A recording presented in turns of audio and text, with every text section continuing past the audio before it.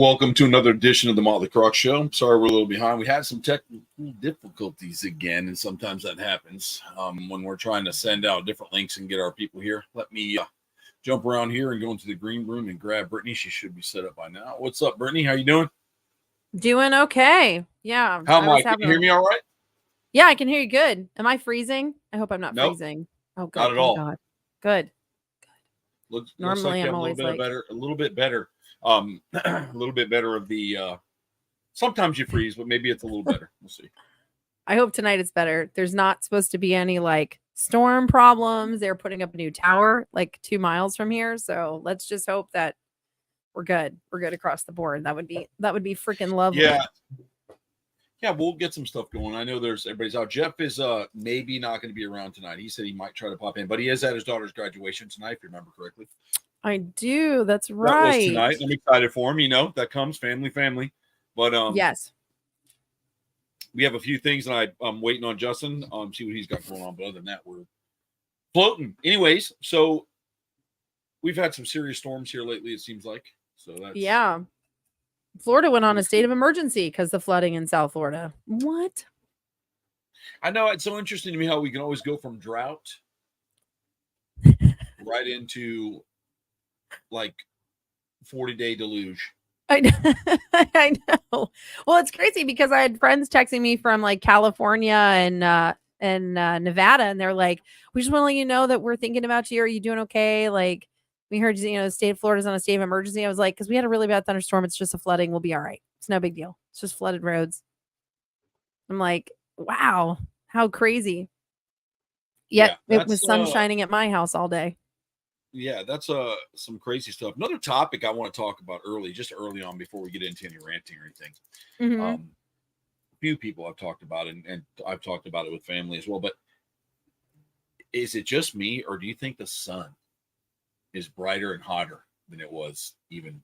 Well, I'm not going to ask you 20 years ago because you probably wouldn't pay attention as a kid, but let's just say 15 years ago.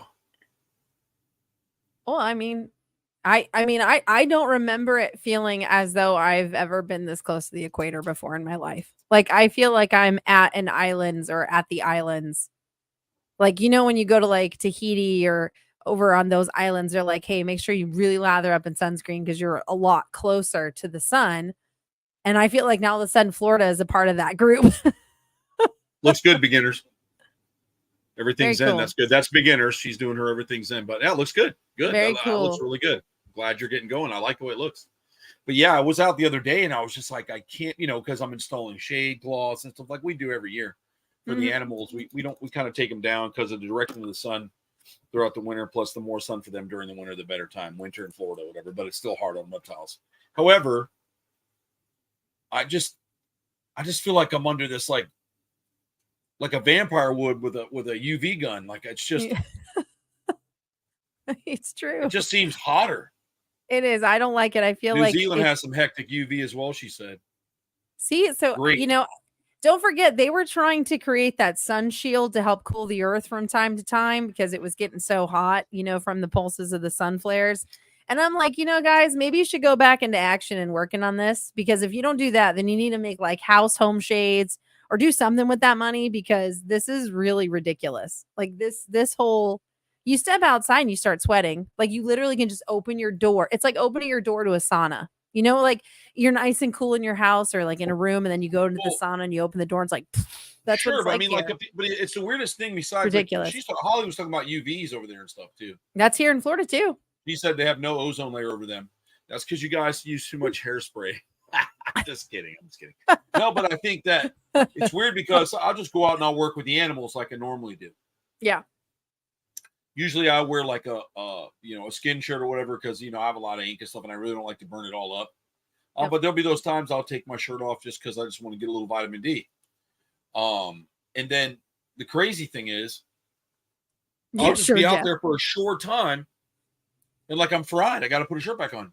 And that's never happens to me. I normally can just handle sun really well normally. Well, think about it. Look at how many times dad's in the sun working in the yard or with the animals or in their acreage, right? Well, you're going to refer to his feetsies. And I know they're always covered. Yeah. But still, we were at the beach and it wasn't even, you wouldn't even think about it like that. But he got freaking 3rd-degree burns on his feet. I mean, that's crazy to me. You know what I mean? Like, I don't know. It's just weird. And we were all granted, I understand people go, well, you guys are your parent. People get older, their skin thins. Agreed. It does. Yes, it does. But I also see 80-year-old men and women in thongs walking down Fort Lauderdale Beach, or any beach for that matter, and you don't know who's who anymore because you get old and all the butts go flat, everything's squared. It looks like two California raisins walking around. And then they're all the same they're color. not burning, and they're in the direct sun. You know what I mean? Right. Exactly. Can you imagine their genitalia probably glows in the dark? Probably does. Because it's just they're so dark. Like they're so dark, like a big old bull's ball bag dark, just dark. Yep. They're out there just living. But then Dad goes out and gets his feet in the sun. It looks like he dipped them in a fryer, dude. I mean, I get what you're saying. I know, it's just crazy. I just feel like the whole thing is just nuts. Like, it's just crazy. But it's not just Florida; it's everywhere. A lot of people are telling me the sun is just brutal. Yeah, it is brutal. You just can't escape it. Which I don't know what we're gonna do. Like, you can't really. And then it's horrible too, because now, in Florida, on top of that, you have the electricity bill in the summer that was always through the roof because you're trying to keep your house cool. But now when the sun is just beating on your house, because most Floridians don't like to have trees around their house due to the hurricane seasons, because you don't want the trees or the tree limbs to like come through a roof or, whatever. And so then you remove the natural shade covering to protect your home. And now your home's just exposed to this constant sun beating UV heat. And it's like your house has to work double time with the poor little air conditioner that could outside who's trying to like cool your house down for the summer. It's like ridiculous. Yeah. Aren't you in winter right now? Or like going into the winter months? Like you're in fall, winter now, right, Holly? Yeah. Holly, I think, is going into her fall, winter. She's going into winter. Mm-hmm. She should be. It's on the opposite side there. Yeah. Well, unless the Earth's flat. Some people tell me it's flat and they're just that way.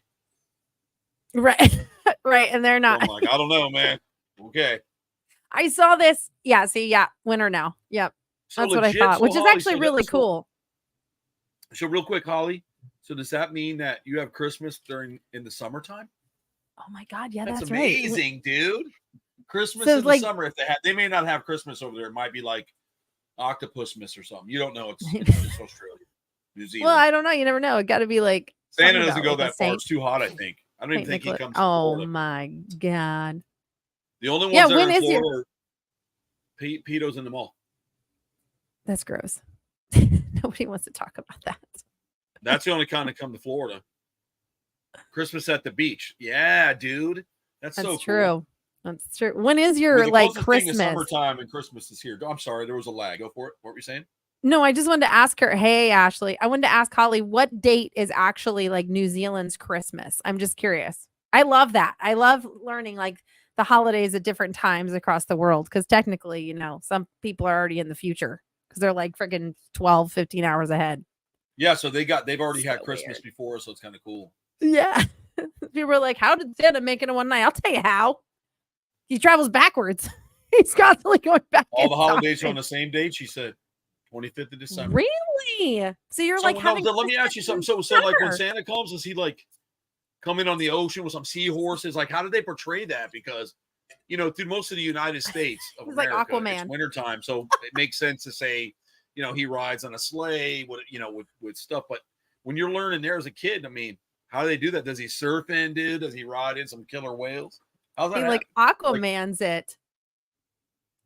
No, I'm serious. I mean, there has to be something like, because why would he dress up and come in winter clothes to go to the beach? Maybe he like takes his coat off. Like, Grandpa, in a little accent, it's like, Grandpa, Grandma. Santa's in a winter coat. I think he's dead. It's 100. Why would he come dressed like that? He fucked up.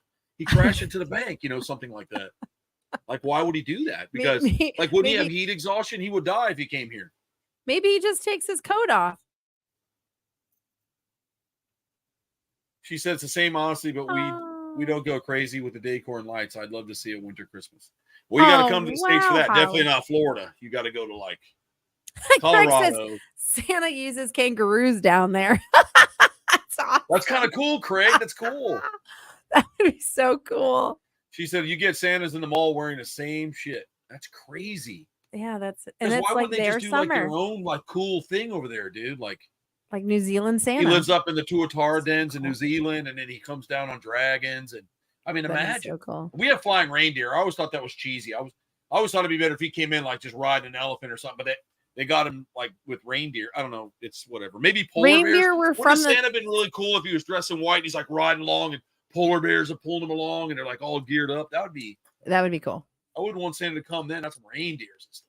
Reindeers polar are bears prey animals, dude.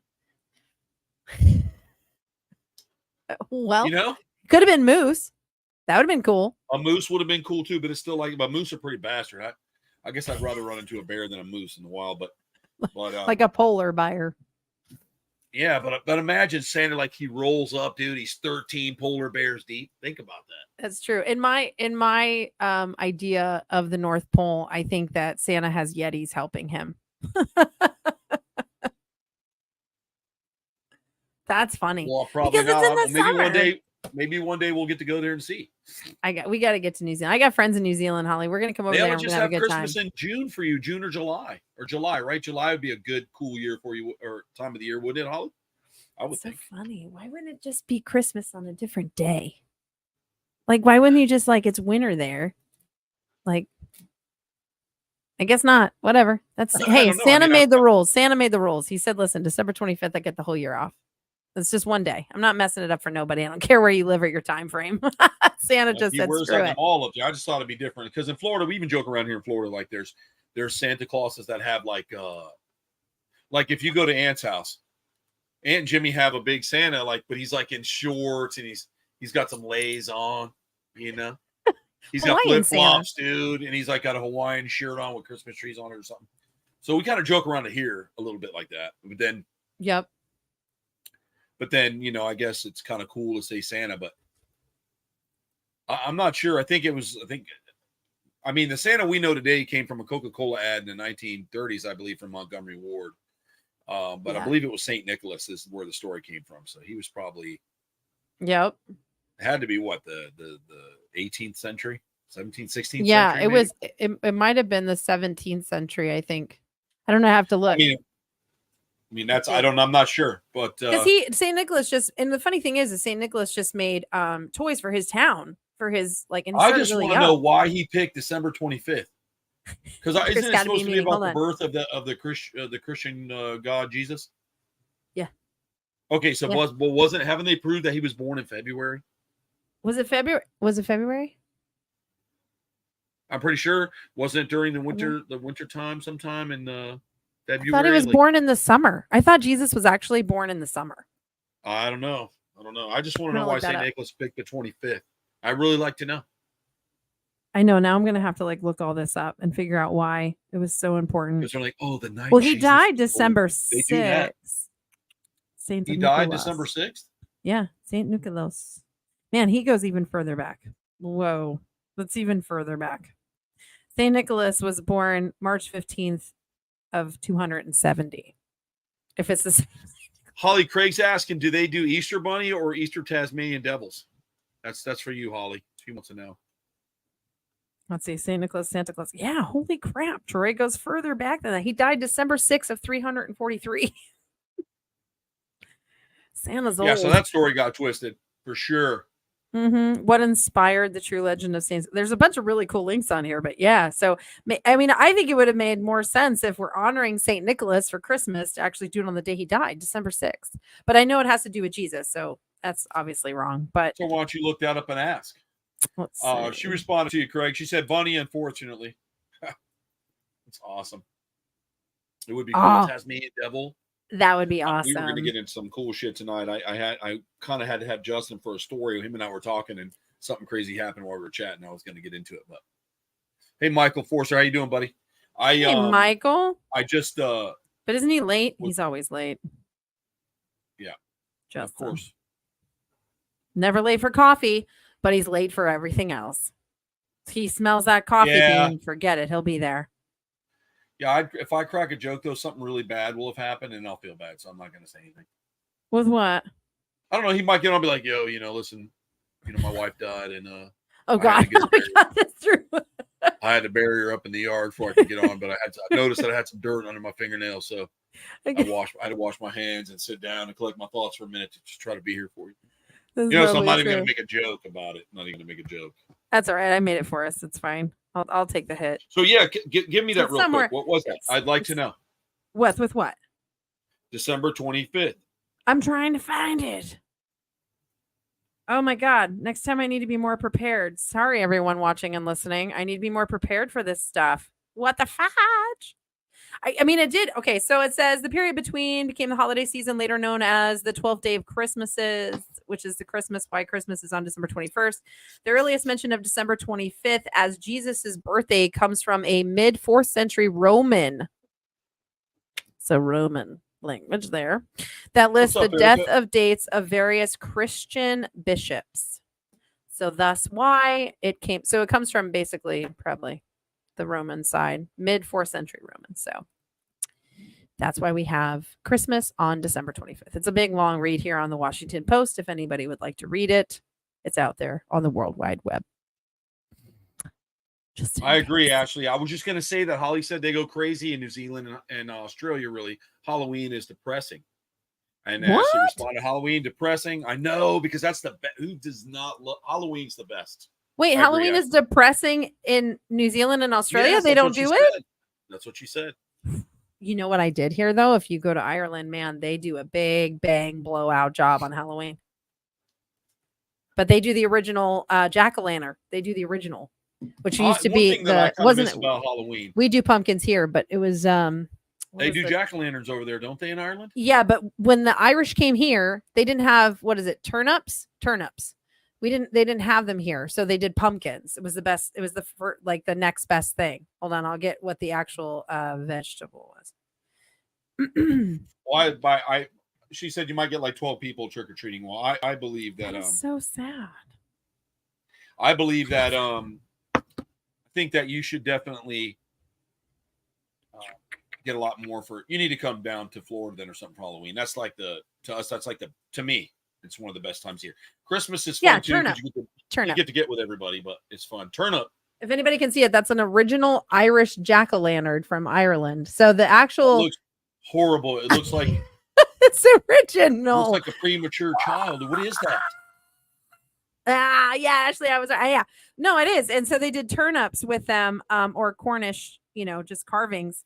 And when they came here to America, they didn't have that. So the next best thing that they could use was a pumpkin. So that's where the jack-o'-lantern, it actually came from the Irish people. Why we have carving pumpkins. You know what? Which is cool. Really cool and do we should do like a watermelon pumpkin, dude. I wonder if no, I guess it would work the same. Yeah, you can leave all the juice and the guts out like he just has died, dude. You could really do it up. You can do that with a pumpkin too. People do that with the pumpkins. They pull all the innards and the seeds out, and it's all stringy. Dip it. Dip it. I don't think you could do that with a watermelon. You can't string it. It's so sad. I never made a jack-o'-lantern or had a pumpkin spice or whatever the fuck. That's pumpkin spice? That's horrible language on this show. Jeez, the word Holly. fuck is unacceptable. Trying to get us knocked off the show, Holly. Thanks for that. Who cares? Wait, I think how can you not have pumpkin spice? Holly, just send me your address. I'm going to send you like a whole box of pumpkin spice everything from Cheerios to coffee. Jeez, I feel so bad. Yeah, send her your address in your DM. Yeah, because let me tell you something. Send you some pumpkin spice stuff. Maybe a couple pumpkins. They probably won't let pumpkins in. Yes, we're on. We're friends on Facebook. Just send me your address privately, and right around, I think it's like October, we start getting all that it's like seasonal here, but we start getting pumpkin spice everything. It starts in July in Florida. I haven't seen any pumpkin spice yet. Well, whatever. I'll collect all the pumpkin spice stuff for you, and I'll put it in a care package and send it your way, Holly.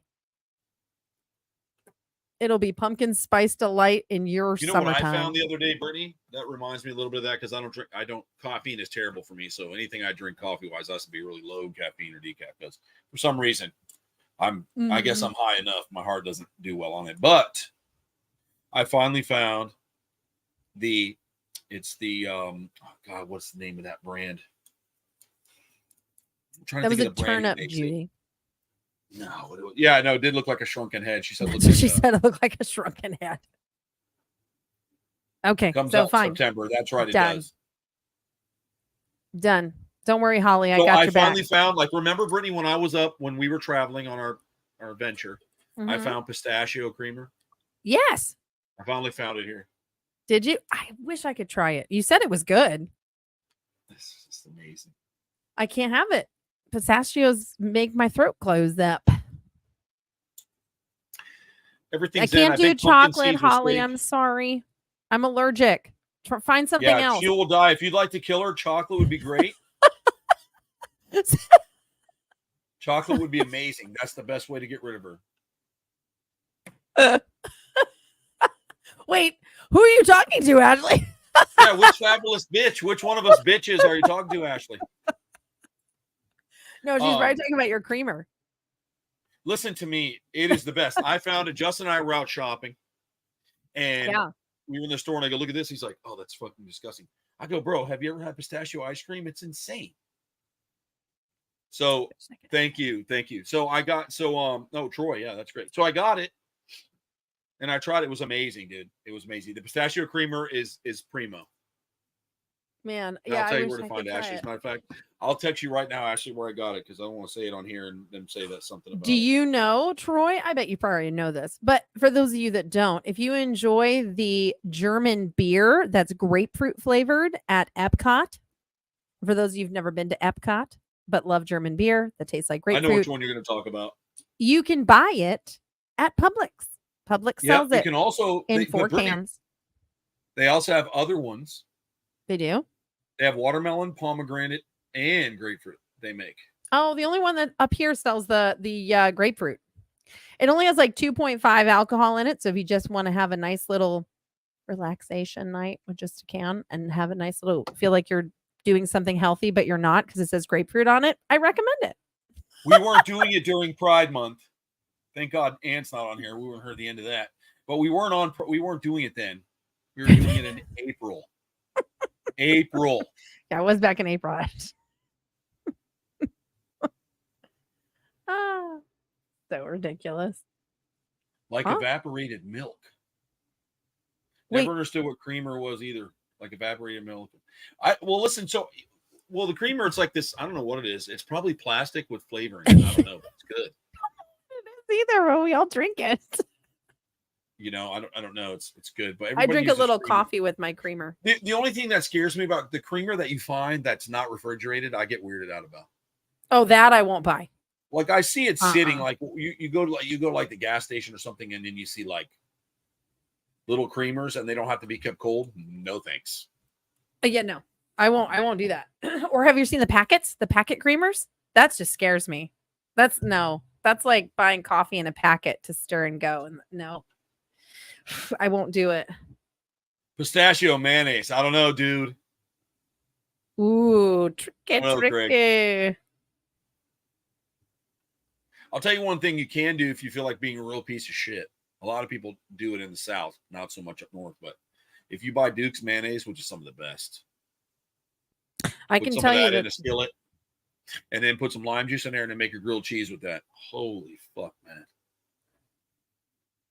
It's not the same. You can use butter all you want. Use a little bit of that mayonnaise, dude. A little lemon or lime juice, and you make a grilled cheese with some sharp cheddar.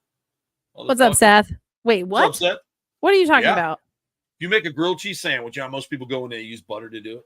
Yeah. Don't use butter? No, use Duke's mayonnaise and a little lime juice. Really? Yep. Okay. Yep. I'll try that. It is really good. Ashley, you have to try it, man. I'm legit. Duke's, It has to be Duke's. There's something about Duke's that it's just a really good mayonnaise. And then white person meal. See, Craig knows. That's right. When you live in the South, Holly. You get it. You get it. Yes, sir. Holly, it is white person. That's awesome. I forgot. I never knew about grilled peanut butter and jellies until I had one. I was like, what? I didn't know peanut butter and jelly's the shit too. It really is. I was made aware of this several years back, and lived my whole life without it. And man, what a shame. Never knew it existed. Great minds think alike, my friend. I'll tell you what they discontinued here. They discontinued the Dukes with lime. Do you remember that one? Dukes with lime. I do like lime. Everything he says you got to try it to be good. Thank you, Erica. That's true. And because we make some good food sometimes. Sometimes it's quick thinking too on the road. The one time we had this restaurant here called Ford's Garage, and it opened up, and they had this thing called the Jiffy Burger. I'm like, oh, we'll start looking at it. It's actually made with peanut butter. Until you put peanut butter on your hamburgers, man, you ain't had a hamburger, dude. And the sound of it sounds weird, but it actually is really good together, and you wouldn't assume it would be very good together. Oh my God. Yes. Oh, thank you, Erica. Yeah, Brittany does an amazing. I appreciate that. Thank you. Her buffalo chicken dip is good. You knew it was in it. You need to do another party, make some more again. Not going on a diet for a while. No, I'm trying to eat real clean, man. I'm eating real clean when we travel, so you don't feel so, Kimberly. Yes, Jeff. Peanut butter and pancakes, amazing. Look at people have some great ideas. Yep, a 3-cheese grill. Oh, man, listen, all this stuff is making me hungry, but I'm trying to stay away from a little bit of it now. But I will say peanut butter waffle sandwiches are good because Finn loves those. Peanut butter sandwiches. Hell yeah. It's just you heat up the waffles, then you put butter, and then you put peanut butter in the middle and squish it together. And man, that's some yummy Well, I really enjoy when I cook and stuff. I really enjoy cooking. Right? Cooking is a. I was talking about it with my buddy next door, Sean. He does the same thing. But when you're cooking, I see a lot of people, you'll go over and they get this idea that they turn the stove on, and they have this thing firing hot, and they try to cook it as fast as they can. It really kind of makes for garbage. Right? I slow cook things, but man, if you make a grilled cheese on real low heat with the mayonnaise, just let it soak until it starts to toast, and it's that yellowy toast. It's good. When you burn it black, it's not the same. It's not the same. But what about a banana peanut butter sandwich? I actually like those. Everybody does. That's old school. Well, I don't know if everybody does. You would think everybody would. They're good. Well, hello, Kim. We love you too. Drive safe. All right, Twin Peaks. Let me see what he said. Twin Peaks has a burger with brown sugar, bacon, and pimento cheese. Sounds gross, but it's a great combo. I know. The stuff that you think would not be good is really good. Pimento cheese is so good. Oh, that hits the spot. But it's really good. People wouldn't realize how good that is. That's why we have chefs who study. It's like ratatouille.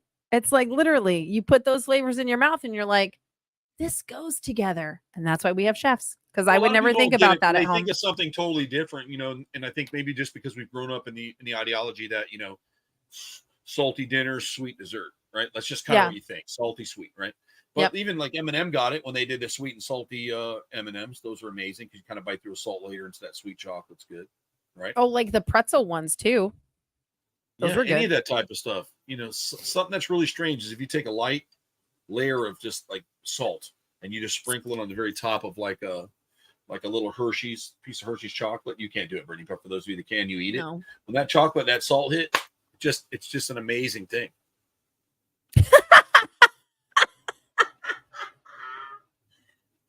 Hey, we can't talk about. Normally, we're talking about bad shit, so we're just trying to. We can't wait for. Was Justin Let's wait a little more. Justin's probably not. Justin, dude. He's not gonna. Listen, it's all good for munchie hour, okay? Somebody's got to know where to find some good snacks when it's freaking 2:00 in the morning and you got the munchies. Okay, so here you go. Here's your tidbits of information. I'll tell you what not to do when you're really hungry. Do not go on and watch those reels on the baking and how to and what you can make out of your pantry. My God, I will sit there and be like, oh my God, I wasn't hungry, but now I am starving. And then, but you don't want healthy food. You want terrible food. Because you're I could make that. If I run to Walmart right now with 24 hours, I could make this in my kitchen. It's the worst thing ever. I've thought so many times on doing a splice video and being no, they're not going to add that. Oh my God, they do. And it works. It's so good. It's the worst thing. It's torture. It's literal stomach torture. And never go grocery shopping hungry because you end up buying $100 more of food that you didn't need because you were hungry. Then you get home and you're like, oh, those weren't BOGO. I just really wanted 2 things of cookies and I really didn't need them. Why did I buy 2 things of pizzas? Because I'm starving. I never go hungry. And you should never go shopping. You're hungry. That's totally right. Yep. You know what they do? Speaking of that, Michael. A lot of times they'll come in and do that stuff. You'll go to the grocery store like between 5 and 8, and they're pumping that smell into the store. Oh yeah. They just flip the vent around and start blowing the bakery smell into the door. They do it all the time. Yeah, it's terrible.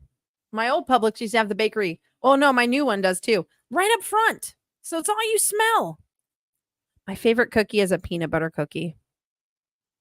I love peanut butter cookies. I will never put them down. She said there isn't a right answer. You know what mine is? Reese's Pieces cookies, dude. Oh, wait. I can eat those. Not the ones with the Reese. Like I can do the Reese's Pieces ones, but not the Reese's cup ones. The ones by Correct. what's the brand? Keebler. The Keebler elves. I can do the Reese's Pieces. Those are good. But they feel a little overcooked. I'll tell you what to do, people. Make a Pizookie. Make a Pizookie. Ashley, Ollie, listen to me. Chad. You're going to love it. Seth, you too. Craig, everybody listening, you're going to love this. I figured that when it said Jill and I would like to say hello. That's what I figured. Oh, hi, Chad. Hi, Jill. If you get yourselves, and I know it's going to sound crazy, but go to the grocery store. Go and get those, what are they called, Troy? Shoot. For baking. They're the silver, what you put your pies in, but just the base, just the silver. God dang it, people, help me out. Pie dish? Yeah, but they're just silver. They're empty. What's up, Jesus? So you can cook in them. They're just empty. Okay, so just get those. All right. Get cookie dough, raw cookie dough of any flavor, whether it's chocolate, peanut butter, sugar, whatever you want, whatever's your taste bud. Okay. Pizookie. Yeah. No. Listen, they don't do it right. I'm just going to tell you right now, Wendy's sucks at their Pizookies. I'm going to tell you how to make it at home and make it perfect. Smush down your favorite cookie into that little silver pan, and then you put it in the oven. You do not cook it all the way to, like some cookies say, 19 to 25 minutes. Always undercook it. Okay. Always undercook it. So it's very loose and warm and gooey. And then you sprinkle in either your Reese's Pieces chips into it, or you can get peanut butter chips in the bakery aisle. You can add all these little chips into it. Makes it really doughy, really fluffy. And then you take 3 scoops of true vanilla bean ice cream on top of it. Your life will be forever changed. You will eat this every night because you'll think this is part of your new diet. I promise you, I've been making them now for I started making them when I lived in LA. So since the end of 2007. And I've never seen one. She's never made one for here. I will make it on Christmas. I will make everybody their own personalized Pizookie. I made them every night so much that when Colin was little, it got to a point where literally John and Colin both said, we cannot eat anymore. This has to be a special occasion dessert because we're just getting too sick on eating them all the time. Yes. Cook it under. Sprinkle. Yes, ma'am. Check. That's it. Wendy's doesn't know what they're doing. I'm telling you right now. You're gonna, and don't put it in a skillet. What's up, buddy? It'll ruin it. I love this.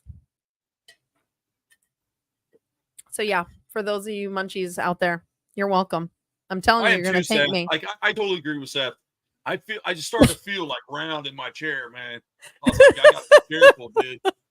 Because I'm trying to keep it like lean and nice, because all the stuff we got to be careful. We don't go out there looking like, Oh, I know. People that dress nice for Disney World. Listen, I'm not gonna, everybody's like, oh, I can't believe we got to Disney World. I love going to the Disney parks, man. One of my favorite parts about going out there is watching people, hanging out with your friends, doing some fun rides, just feeling the nostalgia of being a kid out there, like when you were a kid and all that stuff. I know there's a lot of controversy with it or whatever, but dad bods. Yeah, exactly. Seth, trying to trying to stay away from that a little bit as long as I can.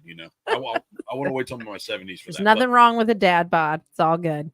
Well, no, it's all right. Are you trying to lie and make people feel good about themselves? Everybody needs a pick me up, Troy. That's true. But so you got to Disney, and some of the way people dress that come to Disney World just never cease to amaze me, dude. Yeah. Like they never do. Yeah. Some human beings looking out there looking like those little one-eyed yellow critters and stuff from that show. Oh, what? One-eyed yellow critters? Yeah, dude. What? Which one is that one? I mean, I've seen some one-eyed purple people eaters at Disney. No, what are they? Minions, dude? Minions? They're not one-eyed. They've got two and one. I thought Minions had some of them have like one eye, dude. But I know people look like that out there. They do. Dude. Like, they do, but they have multiple eyes. I can't believe some of the people that are walking around. I'm like, I can't believe that you don't walk at home, but they wait all year to walk that much there, and they just look like they're dying. Yeah. Well, they say like I love it when people collapse. I know that sounds bad, and I should be going to hell for that, but you see motherfucker be walking with like a big old thing of popcorn and shit, just boom, boom, and they just drop. You're like, oh my god! I just keep going. I you don't want to be there forever talking about what you saw, and that kind of stuff. Yeah, is there a one-eyed minion? Yeah, it's either Kevin or Bob. There's Stuart, Kevin, and Bob, and those three are the main. I agree, man. It is too hot. It's just too hot. That's why nobody goes there. So you just kind of go in. Like if you're strategic about it, you like go in, you like duck to the right, go through all the stores because you can walk through every air conditioning store all the way to the end. Then you got to go through a little bit of the, you fight off some demons and Satan heat when you get through a little bit out. Why am I fucked up? Everybody finds humor in something. So you got to have your humor. I am. And you know what? If I was at a theme park with Ashley, she'd laugh. Oh my God, dude. She was supposed to get a hold of me too. I wanted to talk to her about something, but she never responded to me the other day. But I do need to talk to you. But yeah, so called out. Popcorn Bro taking a header. I'm serious. I've seen like the whole look at like a Figment or like a Donald Duck. And people like walking along, and then they kind of like start to they start breathing hard, and it's like, and it's not fake because they don't even catch themselves, dude. They just tingle, right on their chin on the street. I've seen it, like more than one. Yeah, there definitely is one-eyed minions. Yeah, there are. It, dude. It's like, oh my God. So I noticed that you have there's like strategic people throughout the park that have certain things, and they look for that stuff, and they rush right away to make sure they get someone cooled down or whatever. So it's like there's a lot to that, especially this time of year. And with the sun as hot as it's been lately in Florida. Well, and people aren't focusing on being hydrated either. That's another problem. Like they're out there, they're not paying attention, and they're dehydrating really quick because it is really hot. And then you have so many bodies in one area, like accumulating even more heat on top of the summer heat of Florida. It's, you're going to have people that are collapsing left and right. That's why they always tell you all the time, Stuart's the one-eyed minion. I gave all three names. And it's true. Tourists are a little crazy like that, man. Like they go out and just burn to death. Like you see people that are like, they look like snowmen, and they get out there like from Europe normally, and they are purple. They're dying inside, dude. They're just going to die that night. Yeah.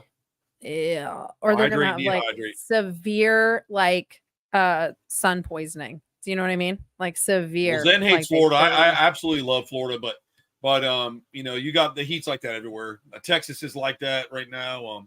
South Carolina, North Carolina. I mean, it's just everywhere. Everyone's, even California is like seeing all-time record highs on heat. Look at Phoenix, Scottsdale. Just, Jesus, it's ridiculous. Phoenix, Arizona. Good night, dude. Yep. But you know what I never see, Troy? No one asking how Bigfoot's doing handling this kind of heat. Nobody gives a shit about Bigfoot out there suffering to death in this heat. That's okay, though. Well, they live underground, remember? It depends on who you talk to. That they live in the ground, or they jump through portals. They jump through portals. Yeah, that's right. The portal jumping ones. But what about the ones that aren't portal jumpers? I mean, they're just kind of screwed. Sucks. Right. Sucks to be them. Florida's great. Everywhere sucks right now. So Florida's great. Yes, we deal with heat, but a lot of other places deal with heat too, and it sucks. Yes, exactly, Ashley. That's what I'm saying. I'm telling you, that's what it's really about. I know what the Florida sun heat's shades a little for. different because you get musty. Yeah, it's like you're a sponge. It's very humid. Just the humid. Yeah, the humidity is what sucks. Yeah, Brittany. Oh, you guys, that footage is killing me. It is going to take me a bit, and I apologize for that. When I actually am on the road, I'll have some downtime that I'm not going to be disrupted a lot to where I can finalize it up. And I need to figure out where I can post it so everyone can see it as well. You're right, dude. You're right. That is true. That is true. Doesn't matter where you go. Florida just sucks. And I remember when I used to do character work at the theme parks, and when it was the cooler times, we would do, you'd be like 30-minute sets. And then, some of these peak winters, it would just go in. It was like you'd have 15-minute sets. And then all of a sudden the parks got smart and they're like, oh, let's put them indoors. So that's when I was like, well, time to quit, because I worked in the days where they didn't put us undercover. It was like, well, these are your locations. And if it's too hot, you don't go out. Right. And you still got paid. Right. And now they have locations for characters. So it doesn't matter if it's a sweltering 102. You're inside of an air-conditioned store. You're coming out on your set. You're not missing your set. And Horror Nights sucks when it's hot, by the way. If anyone's ever done Halloween Horror Nights. All October. Oh, God. It's only been great a couple of times when it's been cool. When it's nice and brisk out and you're walking Halloween Horror Nights, it adds that eerie effect. But when it's hot as hell, you're just like, oh, my God. How much longer until we're in the house? Can't deal with it anymore. I think people are passing out in the queue lines just trying to get into the damn house. It's ridiculous. It's freaking, the heat just sucks. I shouldn't walk outside at 10 o'clock at night and it'd still be 90 degrees. I'm sorry. Freaking figure it out, planet, because I can't. This is just sick. Just something wrong. Just sick and wrong. So between the climates and what to eat when you're hungry, we've covered it all. And theme park madness. We have. Theme park madness is fun, though. What to see, what not to see. Sometimes you're scarred, though, coming back from theme parks, some things you've seen. I mean, let's just be honest. It's out there. And there's some things that you just can't unseen. And then I'm like, oh, God, the kids have seen it. Tops. 90s crop tops. What? And hip, it's like the hip. 90s, dude. That started in the 80s, man. Yes, but it followed through into the 90s. See a classic example of that. Look up a 1980s Mountain Dew commercial. Well, yeah, but look at Gwen Stefani with baggy pants and the crop tops or the crop tank tops. Little hat shirts. Gwen Stefani started that in the 90s. Free dude belly buttons. I'm waiting for that, Justin. You ready? I see you. Oh, Jay's here. I'll wait till you're ready, Jay. We may have to go a little over now that Jay's here. I'm waiting for Jay's ready. He's classic, though, man. Talk about the crop top tank top. Oh, yeah. Are you ready? Is he wearing his? When isn't he wearing a beater? He's always wearing a beater, unless we're in Alaska or someplace crazy. He's wearing a beater. That's true. He could if he would. Wearing a beater, it's just under 17 t-shirts, a jacket, and a sweater. Always have the beater on, bro. Always. I should have guessed the color. Dude belly button. So Justin, she wants us to bring back the crop top, so it's like a tank top, but your belly shows. Oh, you mean like old school 80s football? Yes. Oh, yeah, you split that. Yeah. Yeah, boy. What was that movie? Fucking Teen Witch shit. When they have like the epic whitest rap battle ever, and the dude's got like the crop top t-shirt. Yep. Thing. You remember that? Yep. I'm hot. You're not. I'm gonna send it to you, Troy. You'll know what it is right away. Yep. Yeah. Sorry, I was up. Yeah, we got a break in weather, and I went out there slamming poles for the macaques, trying to get the rest of this stuff done before we leave. And then I didn't have my phone with me inside the enclosure. And then I popped out and I looked and I saw the shit, and I was like, oh my God, it's Thursday. When did we get to Thursday? This is what I think of when I think of the 80s crop top football. That's it, bro.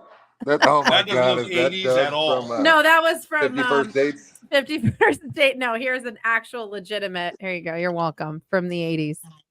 Yeah, get out there, boys. Let's Eddie Mercury this. Let's get out there, boys. Let's do it.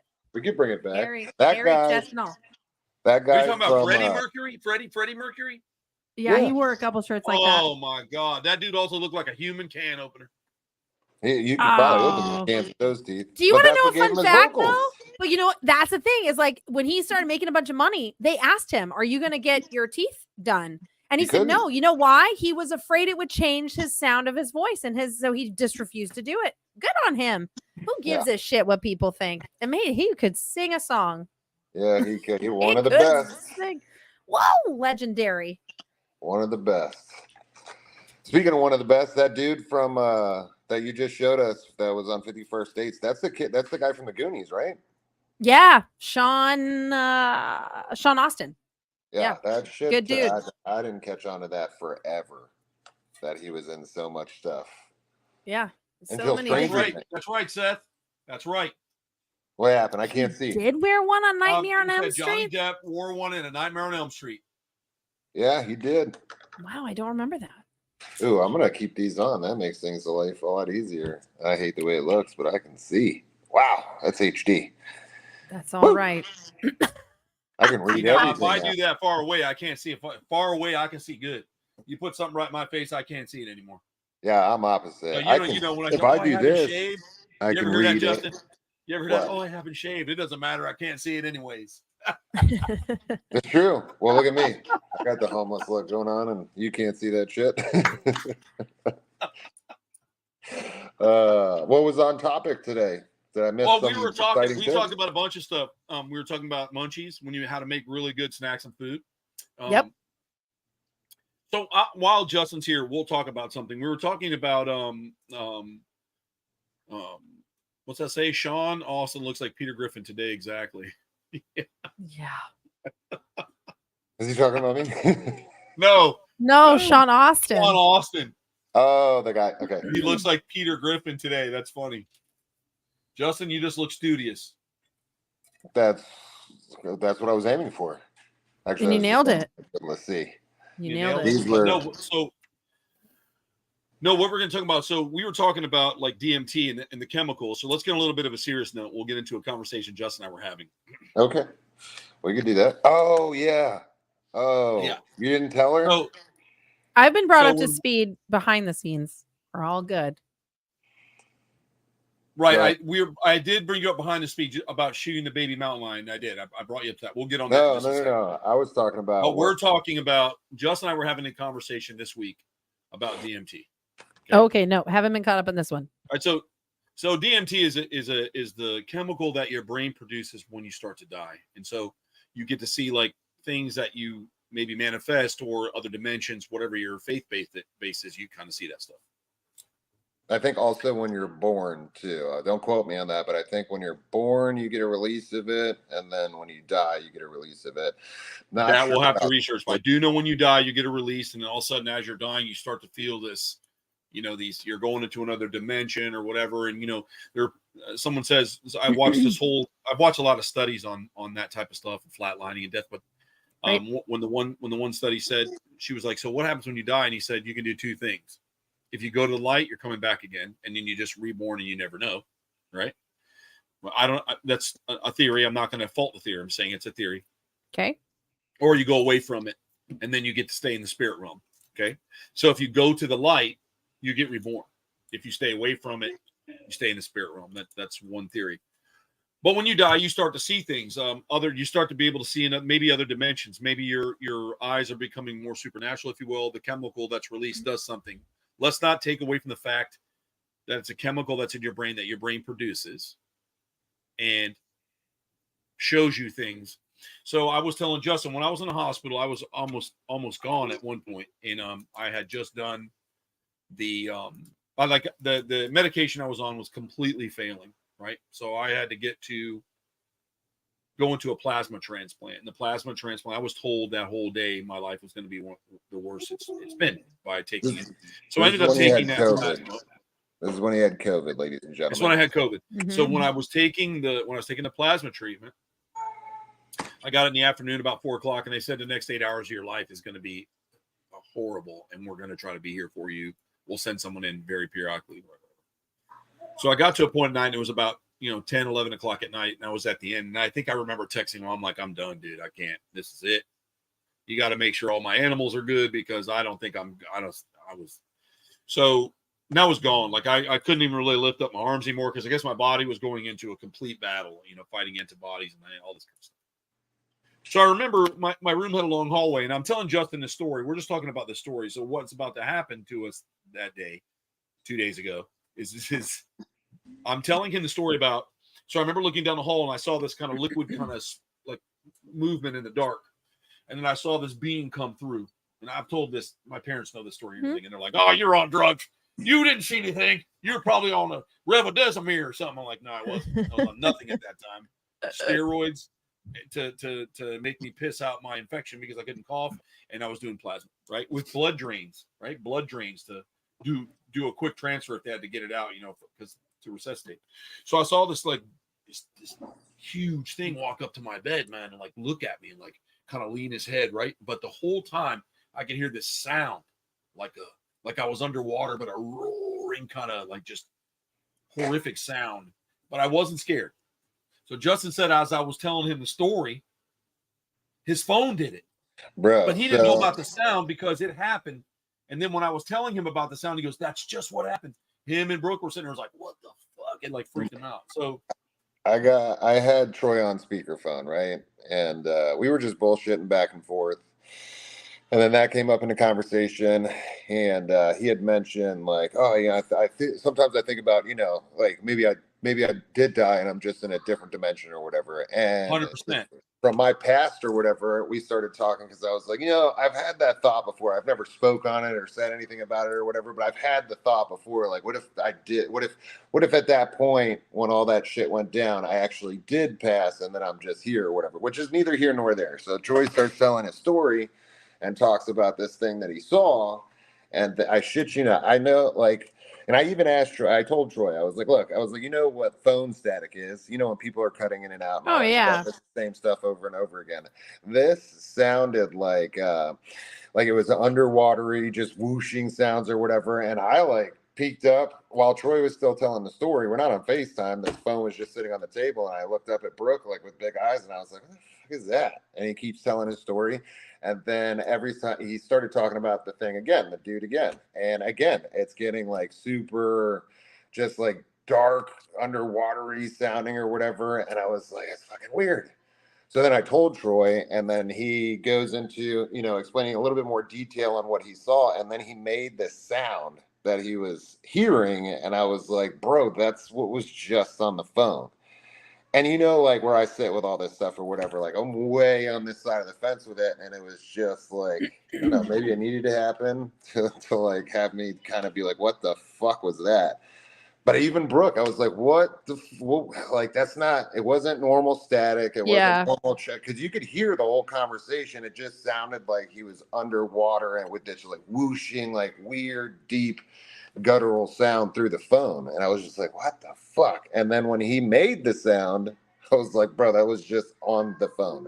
But only when he was talking about this thing that he saw. Before and after and in between, nothing. Like it went back to normal. And I was like, okay. Then he started talking about the guy again and the sound pops back on. And I was like, dude, I was head scratching for an hour after that too. I was like, what the fuck is that? I'm like, what was that, dude? So, and I even had to ask Brooke, I was like, that happened, right? Like we were there. Like, it's not just me, right? So it was a weird little experience that we had the other day.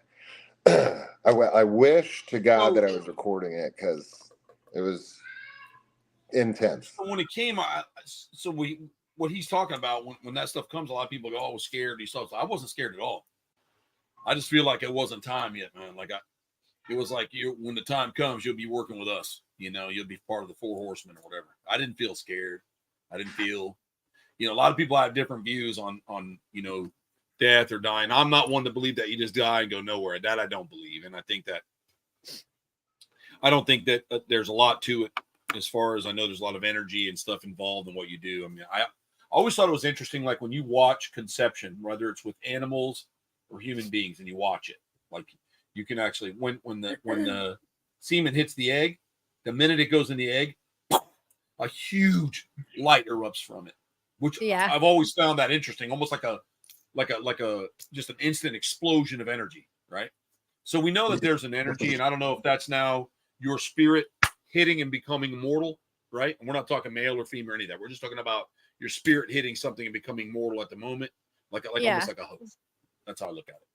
And there probably are many dimensions and many legions of things. And I do work as Brittany, but I do work in the paranormal. And I look into a lot of things, right? And I'm not closed-minded to any of it because I want to be able to take in every single bit of advice so that I don't miss something when we're doing stuff like that, And a lot of times you get your mind so closed off that you don't even see the things around you that are really there, right?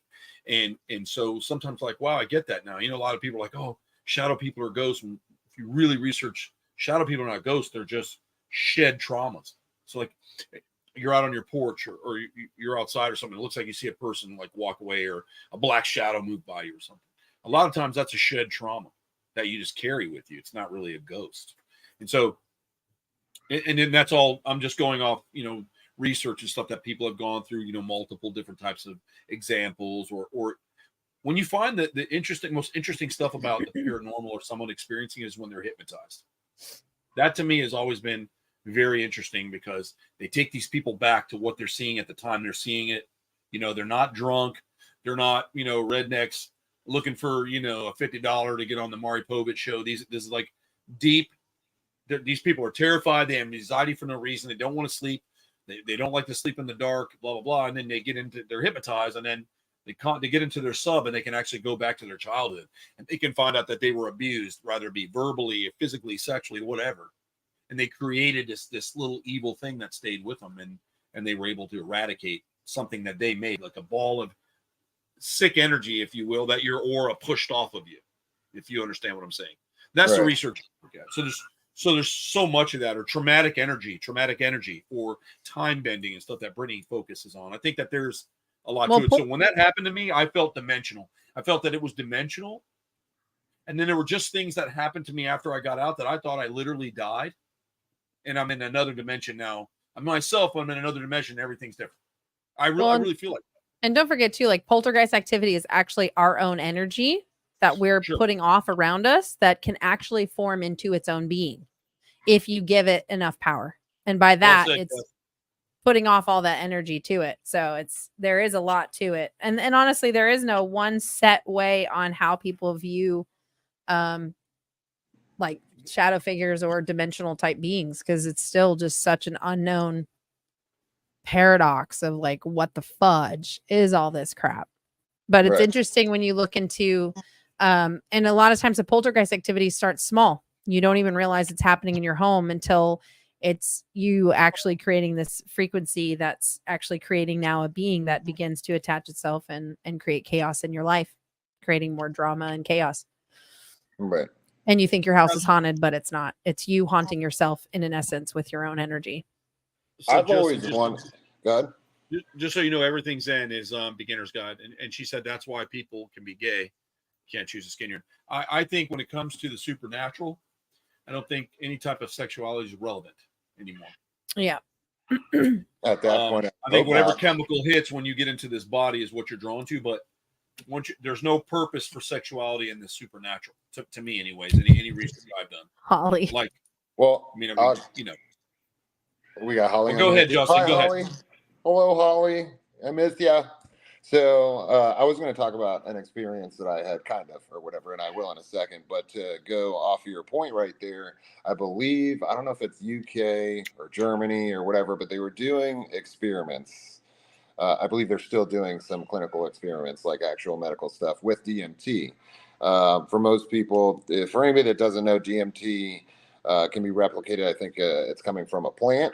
And it is a drug or whatever that you can also take. So most people smoke it, or it comes from a frog, which is 5-MeO DMT. There's an extra molecule or something that comes from the frog. I'm not going to tell you what kind of frog, because you don't need to do it. But having said that, most people smoke it. They have an experience. They see these beings and stuff. Joe Rogan talks about it often, a lot. You can go listen to all that nonsense and hear his experiences and stuff. I've done it once myself. I've had my own experiences and saw some stuff, but they're doing it over there. And basically, instead of having somebody smoke it and you have like this 5-minute experience, and you really can't remember because it's so dreamlike. So you're trying to like process what you saw and what happened. And it was such a short amount of time, but it feels like a long amount of time. But then when you come out of it, you can't really explain it. So I think what they started doing was like a drip system. So they were feeding people, like they would put people down or whatever. I don't know if they were putting them to sleep or just having them in a more meditative state, and then started feeding them through an IV, very small amounts of DMT to keep them in that state for longer, to try and see if there was any connection with like a life and death type of scenario, or to see what it was going to do for long periods of time within the other dimension that they call it and the beings that they saw. And I think what they had, don't quote me on it, but I think from what I can remember, because this was a little while ago, they were doing it with multiple people and everybody was describing the same shit. like across the board. And it's not like this guy was here and the guy was right next to him. They were all, everybody's in their own separate rooms, you know, being watched and monitored and stuff. And then when they would recall their experiences, I would say probably 95% of everybody there had pretty much the same experience all the way through. That's really interesting. Yeah. Yeah. I'll dig into it. We'll talk a little bit about it next week as well. Oh, yeah. Wait, next week? We're not. No, we're not here next week. Oh my God, time's moving so fast. We are definitely not here next week. We're not here this next week. Not at all. Yeah, DMT, Holly. DMT. Yeah. Well, there's also Holly's gonna go look for it and we'll never see her again. Yeah, it's you gotta be buckled in. Woo-wee! I saw aliens and everything, and then we don't see her again. Well, it's funny. They're meditating. It's like a meditation school, and it's really interesting. A lot of people are like, "Is it an occult? Like, what is it?" But there was a gentleman who, and I can't remember in Asia where this was located, but there was a gentleman who started like this deep meditational state to get the knowledge from the beings that provided this information.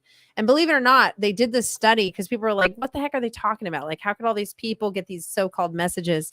And they would get into these deep, like, meditation states. And what they did was they started filming them with like a thermal camera to see. And it was like a group of like 50 to 75 people that like sit down and they get into these really deep meditational states where they just don't move. They're just almost unconscious, like sitting there. And you could literally watch the people that were, what they said, getting a message, their whole body would start to like turn to such a ridiculously hot red versus everybody else. But it wasn't like, oh, they're half of their body, like their whole body. No, it was literally just their head, just the head, just the skull. And so when they would wait until after that meditation period was done, they would go to that person and say, we noticed on the thermal, you were fiercely, there'd only be like 3 or 4 of them, like much more red than the rest of them, what was happening. And they would talk about these beings they were seeing and these beings that were providing this information of like how to help the animals, how to help the ecosystem, how to help the planet, how to like, then they log it down, they write it down, and it's all being calculated and taken into like factor in this like giant community. It's the most bizarre thing ever, but the study of meditation is almost similar. You get into that deep state of unconscious consciousness and you can hear things that are very similar. It's just strange. It's very weird. Well, I would imagine if you could get yourself into like a catatonic state that you would probably be a little bit more open to a bunch of shit that's going around. I wish I've tried to do the meditation thing just for stress. And I can calm myself down, but I don't think I get to any level of like actually being, like clearing the mind. Yeah, I think I think the closest I get to that Zen place, I guess you would call it, is if I'm surfing at the beach. That's when like everything disappears, there's no life outside of what's going on right there with Mother Nature. But like doing it in my room or whatever, and just trying to sit and chill and control what's going on upstairs, especially on a stressful day, I think I can calm myself down, but I don't think that I could ever get myself to it. I guess with practice, but I see these dudes do it and they'll sit there for hours on end. Yeah, but they don't start like an hour, Jay. They like go in and they go, okay, I'm going to do 2 minutes of meditation just to calm myself down. Then they build up to it. Like they don't just into an hour. Yeah, I would imagine not. I don't think I could sit still for a while. Well, I guess, when we're on a plane. You might fall asleep. But yeah, I'll be sleeping on my own self. Oh yeah, it's awesome. That's true too, Seth. And I was very true, Seth. Talk about the rainbow body, that the monks, spend decades in meditation, and then right before they die, they meditate, and their body doesn't die. That's weird to me. Yep. And they stay almost completely preserved but dead at the same time. They've literally controlled the energy in their cells. Yeah, it's called the rainbow body. The rainbow body, the monks from like 8,000 years, they still practice it today. It's called the rainbow body, and their body just kind of turns into eventually nothing, but their faces and everything are still kind of there, and they just kind of go. It's pretty cool. I think it's fascinating. I think real quick, what we have lost aside from like if you go to a lot of these indigenous tribes or other tribes and other nations and other people that still kind of live off the land, they still hold old practices. And if you've noticed, like they have their bodies are in great shape. They're living to like 100, 120. It's like we have just been processed food and all this bull crap for so long that we have forgotten like the true nature of what kept us and our body so healthy and strong. You know what I mean? And like, it's interesting to me just how like you see online, like this woman's like 140 and I don't remember who she was. And she was like, it's the herbs. You have to take the rotation with the herbs. It's the herbs that we have in our bodies and the plants that we do. And they're like, you're literally 140. She goes, yes, I'll be 141. She looked like she was maybe 75. And it's like, this is unbelievable. But it was her study, her practice overseas. That's what she does. And it's like, I think we just have lost the ability to use our own brain. And that is what weakens us. And that's what sets us back. I think the power of our brain could control us a whole lot more. That and the immediate gratification satisfaction. Agreed. Right? There. Agreed. Going, hey, I can go into the kitchen and I can make myself something good, right? I can cook something good and nourishing to me. Fuck it. I'm just going to order pizza, or I'm going to order something from the fast food, and you shove it in your face like a piece of shit, and then you become that over time. It's true. And they've got so much crap in it now. Well, am I not wrong? Am I not wrong? Dude, I'm not, I used to, me. I was always drinking soda and Red Bulls and stuff. I cut down off all that stuff. 5 years it's been since I've even picked up a carbonated drink. And then I always ate fast food, and I haven't in forever. And when we went on the trip to Alaska, and all we had at night was that one fucking McDonald's, bro, I was destroyed for like a week afterwards. It's not good. But like Troy said, it's that instant gratification. Like, it's so accessible. It's there. So, yeah, I think there's a part of it where we forget how to use what's between the eyes and inside the skull. But then also just that, immediate dopamine. Like, doesn't always have to be drugs. Like, everybody associates. God, let me speak today, please, for the love of it. They associate dopamine with an immediate, like, okay, it's a drug thing. Like, you smoke, you get high, you get the dopamine. You do this drug, and you get the dopamine or whatever. But it's not just that. It's food, exercise, anything, and we can overdo pretty much everything across the board. When I run, what do you think the runner's high is? When I'm a runner, and when you get into that runner's high, you feel like you're invincible, and you literally could run for hours and not care. It's that dopamine that just goes off in the brain. You feel fantastic. You're on top of the world. And it's something you have to be careful with, because you can run yourself down. I've never gotten that because nobody's ever chased me that far. And nothing's ever chased me that far. It was free running. Okay. That's me running myself. Hi, Julie. I commend you for that. I think you're right. I think Jay's right too with the dopamine stuff. I think that's a crazy thing nowadays. I mean, like, I was telling, Jeff and I were talking about it before, like when you were a kid, the Sears catalog, underwear and bikini section was the closest thing you could get to finding a hot chick. And then, nowadays people just get on their internets, and these children are getting into pornography and seeing things that they shouldn't see. And then, your brain is triggered at senses it shouldn't be triggered at. And then you get easily led, and then you've got media manipulation, and you have big farm, and then you have food companies. And when you really think about it, you're like this ant, and you're just in this big hill, and you're just told what to do and how to do it. And when you start getting away from it, you start to feel better. Like, so I've been researching a lot of different things, like, between like people who just eat plants versus, human beings are omnivores. But for the past, week, we've been cleaning up and just doing a meat diet, right? Meat and protein, eggs, meat, fish and red meat. I'm really kind of staying a little bit clear of chicken just because of some of the stuff I've read, but just because of the steroids. But I've been buying meat that's like, grass-fed butcher stuff, not the ground up crap that you get at Publix and stuff that they add wheat and gluten to. So it's like you eat a hamburger and it stays puffy, but then you eat it and you're bloated. I'm talking about like real meat. It's totally different. Yeah. The dexterity, everything's different. And I'm going to tell you, you start to feel better. Right? Well, yeah. Everybody's like, oh, you got to eat your veggies. So one time, like, grill some broccoli or grill some shit, and then you're bloated. You're like, oh, because broccoli's not real. Bloated. Did you know that? Right? Broccoli's not real. For anybody who wants to know, look up broccoli. It's actually a manufactured vegetable from a cabbage. It's not that might real. Be something I need, Holly. Don't eat it. Big old titties. and then I can go out and seduce not them a all real and come veggie. over like my neighbor does. But no, I get it on the broccoli right now. But with that being said, seriously, Justin, like you start to feel better, and well, like it's crazy. It's crazy to me. There was that guy who's the Bear Grylls, and I watched some little interview that he was doing or whatever. And this isn't a shot against if you're vegan or vegetarian. I love you. Whatever. Plenty of friends that are, so it's nothing to say against any of it. I'm not one way or the other, and I'm on everybody's side. I see all points. But Bear Grylls was talking about, I guess he was vegetarian for a long time. And he was having a conversation. I don't remember the guy it was, and I think it was on his TV show, and they were walking and talking, and he had asked something about the animals. Yeah, I think it was about maybe the way he felt about it or whatever. And he's like, well, I was a vegetarian for a long time. And the guy asked, well, why not anymore? And he said, because I couldn't do what I do now. I guess he got sick. So he couldn't carry himself anymore. I guess he wasn't sleeping the same way. His body wasn't functioning the same way. And I'm not saying that it's impossible to be a vegetarian or vegan and still operate the same way.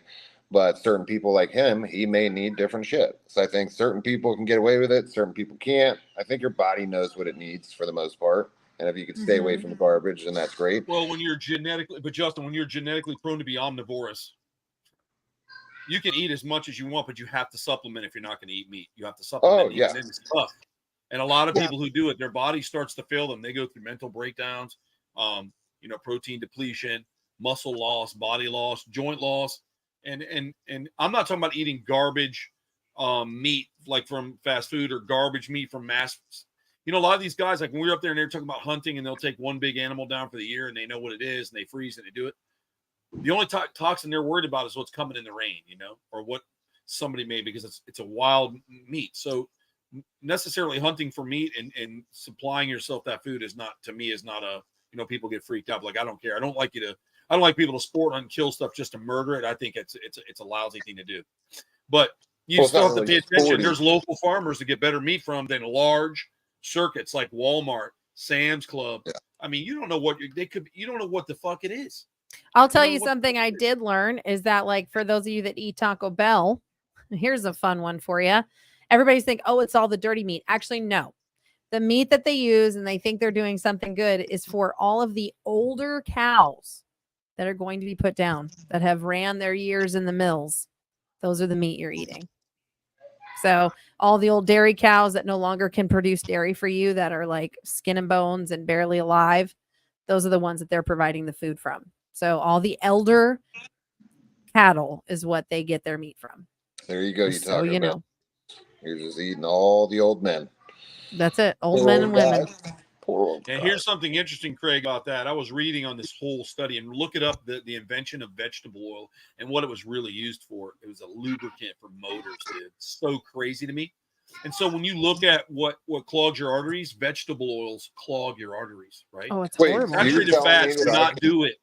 Saturated fats do not do it the way they tell you in the medical field. They do it because they want to keep you on that garbage medication and this and coconut oil is excellent for you.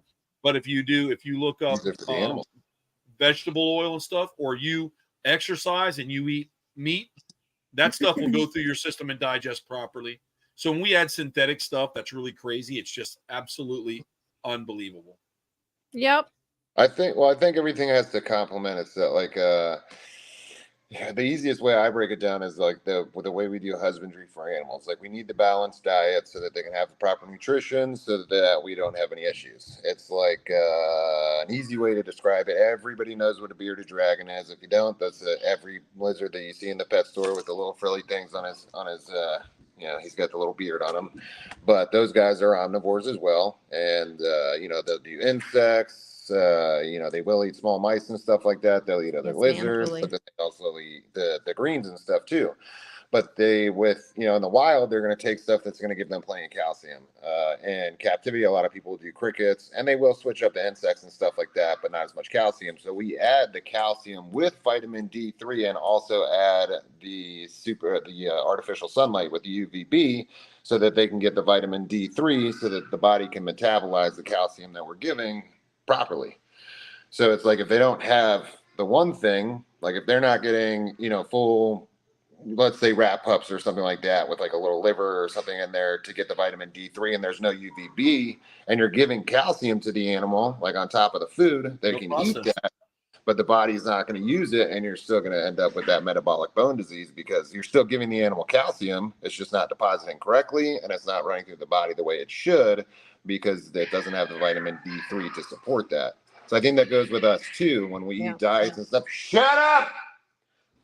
When we eat diets and stuff like that too. When we eat diets and stuff like that, I think it's that's the balance. But is, you know, if you look back though, like we as a whole, and I don't want anyone to get mad at me for saying this, but it's true. We've gotten lazy, like Troy's saying, the quick and easy. We go to the restaurants and stuff like this. But back in the day, you know, they would go out and be in the yards and in the fields all day and taking care of the barley and the rice and gathering up all this stuff. You know, everything was really grass fed. Everything was really in the sun, getting the natural nutrients it needed for the animals.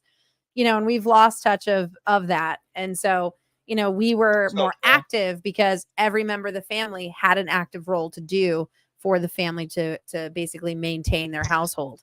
And we just don't have that so much anymore in the sense of like activity as far as like farming and doing all this different stuff for the colony, for, you know, your location, you know, talking as far back as like Egyptians and stuff. Itself. Yeah. Roman, you know, Greek, Egyptians. I mean, everybody in a town had a job. And if you look back, the lifespans, people always go, there's no way this person could live to like 200-300. Yeah, actually, they probably did. I could actually believe that. Like, I totally believe that. The Sumerian kings, I don't think it was just an odd calendar shift. I think they literally lived 500-600 years. I do fully believe that diet and how things were back then was better than what it is now. The chemicals.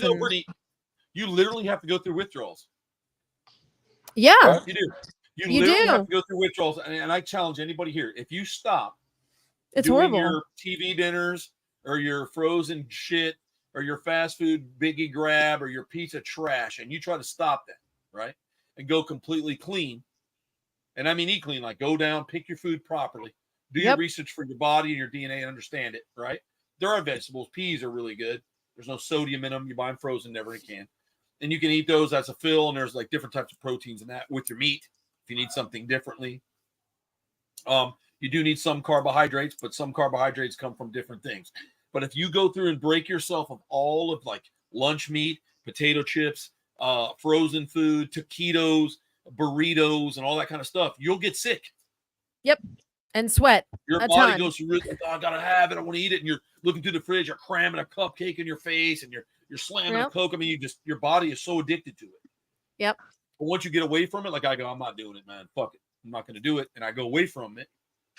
Granted, when you're traveling, there's things that you have to try to pick and choose. Hard. As you know, we've all done that. We've tried it. When you're forced, you're forced. We have to have nutrients. But one of the best ways to do is fast for 3 days. You know, Flavio started doing that. He would fast for like 3 days, and you know what? His body would completely change. He would get into a ketosis, and he would eat like a horse and never gain a pound. Right? Yep. Fasting is amazing. Fasting is one of the coolest things that you can do to your body. Fasting, intermittent fasting. Once you break that, once you get through the other side, then it's easy. I can't do this. Listen, you would have no problem doing it. I can do like if I don't eat in the morning, then I can make it until like 5 or 6 o'clock. But I haven't eaten like 4 hours, and I feel like my stomach's eating itself, and I'm gonna pound some food as soon as we get off of this. But there's a process with that though, Jay. Like if you are doing like true intermittent fasting, gratification in the select hours that you do eat, you actually eat fulfilling nutrient foods. So when you come up on your hour that you know you're about to hit that part where you're going to start your fasting, you'd want to have like a really good dish, like whether that be a type of lean meat with a certain type of rice and a vegetable, and you mix that all up. It's actually very filling and it holds you out for a long period of time. And it doesn't matter what the calorie is.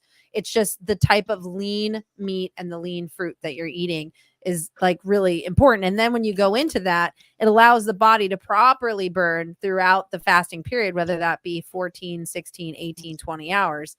It's amazing. It's really, really good for you.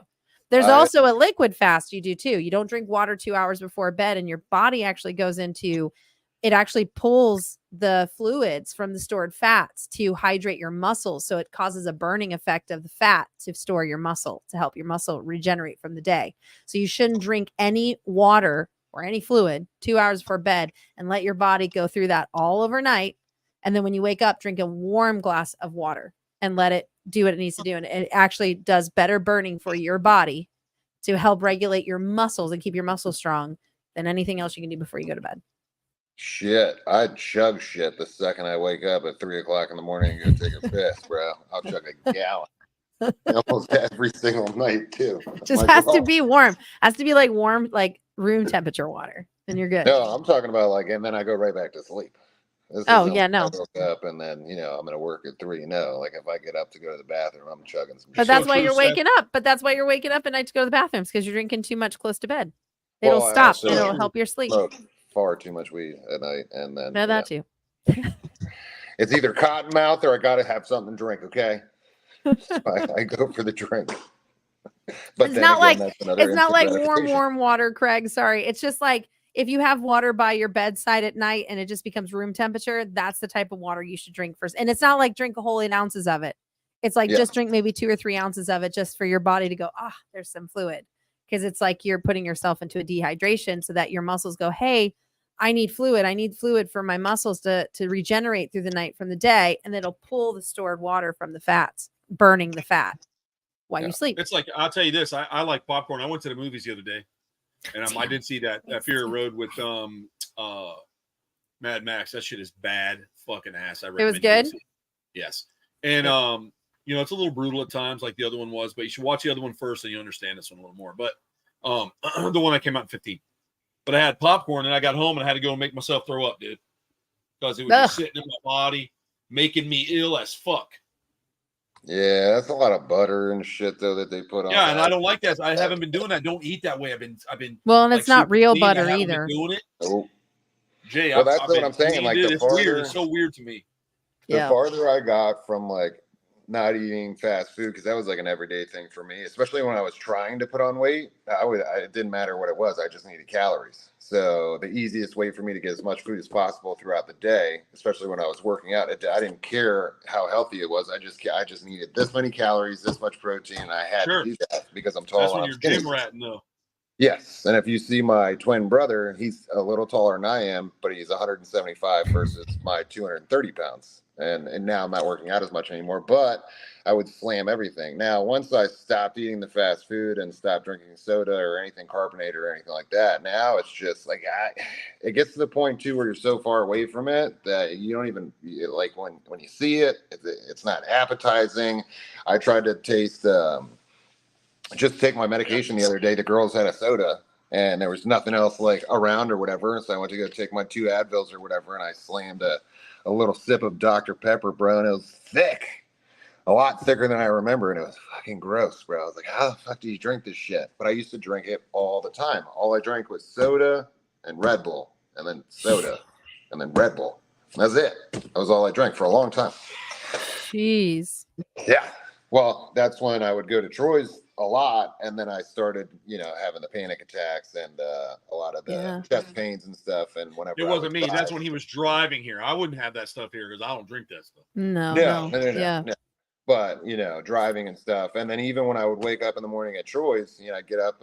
If I was up earlier than him, then I was at the store already getting 2 12-ounce Red Bulls, getting ready to go. So it was like constantly always knowing where a hospital was because I thought I was dying. I thought I was having heart attacks and shit. I was like, it's only a matter of time. And it took, like, once I stopped drinking the Red Bull, it stopped. It stopped. It was like maybe 2 weeks afterwards, and I stopped getting those chest pains and stuff. I still get panic attacks for other reasons, but not like all the time because it started all the time, and it was just from that shit. But then, like Troy said, I think the farther away you get from something, the worse it makes you feel when you go back to it, or you just don't like it altogether. Yeah. I used to drink Rockstar like nobody's business, and I would drink like 4 of the 32-ounce cans in one day. Woo. And then like 7 years ago, like I had a really close call like that. And I literally was like, God, if you let me wake up in the morning, I'll quit all energy drinks. And I did. I woke up that morning. I went, okay, that's my sign. And I haven't drank one since. I had to pull over on the interstate, man. I was dying, dude. I'm like, I'm done. I got to get this truck off the road because people are going to die today because I was losing it, bro. You just have like this heart attack feeling and stuff. Caffeine, I'm done.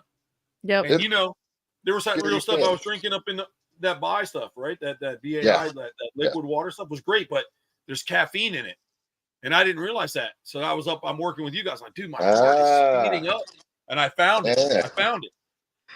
Yeah, because there was a couple of times. The night you sativa'd me out, dude. That was a totally different kind, but what?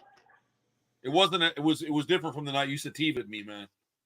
Oh no. Yeah, no, that was at night. But there was a couple of during the day where you had to kind of calm yourself down. Mm-hmm. And you had to get caffeine on the heart. Yeah. I didn't know that stuff. Because of that shit. Man, we should really look at labels. I never do. Yeah, this is probably a good idea. I do now because I don't like caffeine. It does not work well for me. I don't like it. Yeah, we should probably pay attention to labels. I mean, we never do. Even in Canada, I mean, they sell their cigarettes and they literally put like skulls and dead people dying and stuff all over the packages to be like, this is your death certificate that was written on the Canadian cigarette. And Jake, you know, sitting there smoking it and just, I'm like, that's a good way to not pay attention to the label. But we do that kind of shit. Like, we don't pay attention to it. It is what it is. And they're literally saying, you're going to die from this, but here you go. Here's your pack of fucking smokes. Hey, they can't say they didn't warn you. You can't come back and blame them. They did. I like the subtle way that they Just do it in America here, where it's just a general warning and you can barely see it. Over there, they're like, you're going to die probably tomorrow. Here's your pack of cigarettes. That'll be. You know what's funny about that in Canada? But then you can buy any drug you want there, man. You can go to mushrooms. You can get LSD. You can get cocaine. No big. Oh, you want to buy some cocaine? Come on in, man. We got flavor, bubblegum flavor cocaine. You can store it. Chew it here. We chew it here. What do you do? I wonder how that works. Though. It's got to be like a little bit of give and take because it cuts off certain markets and stuff, and then people are getting safer stuff. So they're probably having less people die from like drug related issues than we do in America with all the fentanyl and all the other bullshit that cruises around. Because they have the testing sites there too, where you can literally just walk in with your drugs and be like, "Hey, can you test this and tell me if it's real? Whatever you have at that point in time." And they're like, "Yeah, listen, dude."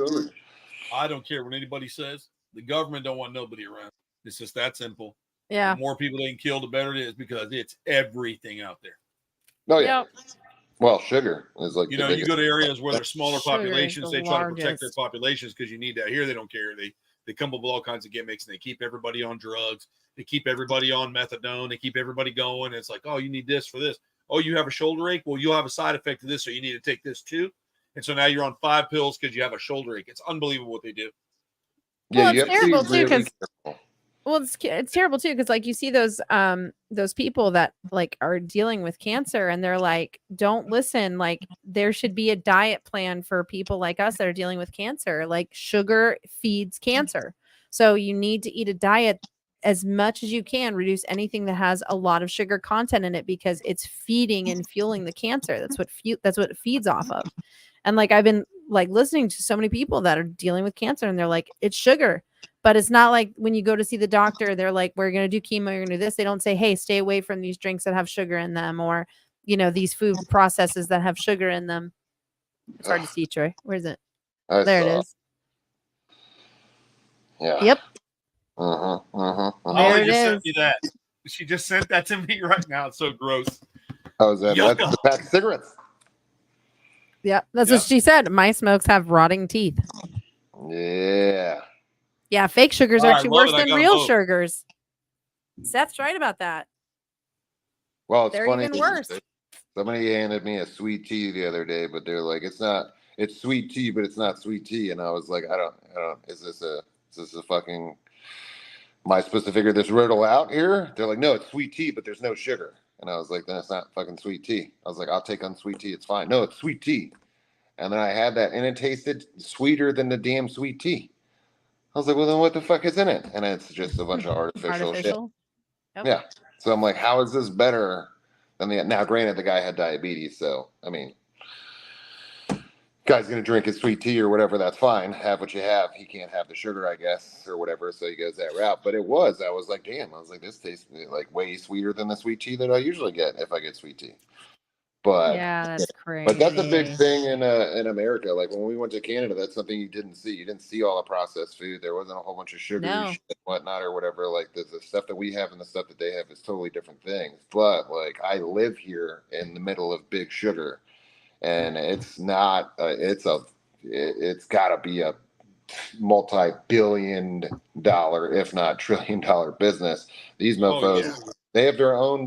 The railroad in the back, forever and a day, I was like, oh, when do the trains come by here? I never see like Amtrak or anything like that. It's because it's not anybody's train tracks, but the fucking sugar. It's U.S. Sugar's train tracks to go back and forth and carry their shit around or whatever. It's just there. My gosh. So when everybody's like, oh, the Burmese pythons are killing the Everglades and they're ruining everything and lives are being lost, it's sugarcane, folks. Come watch these fools spray what they spray over here.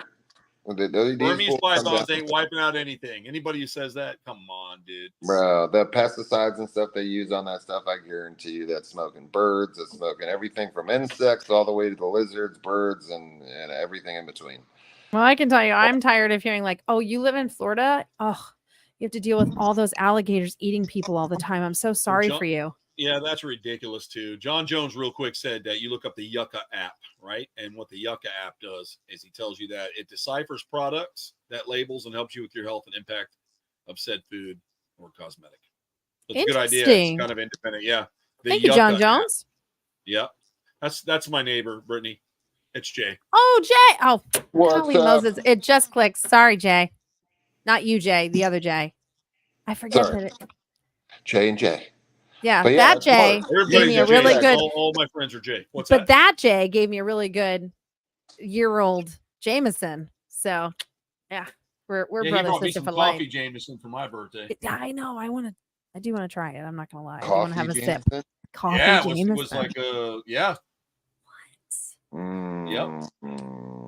It's worth a try. It's worth a try. He's like, I never had that. It was delicious. I'll get some more. So it was actually really good. Jay knows his whiskey and stuff. So if you need to get something, you got to talk to him. He won't steer you wrong. You'll find him between 11 and 1 a.m. watering his grass. If you ever want to know,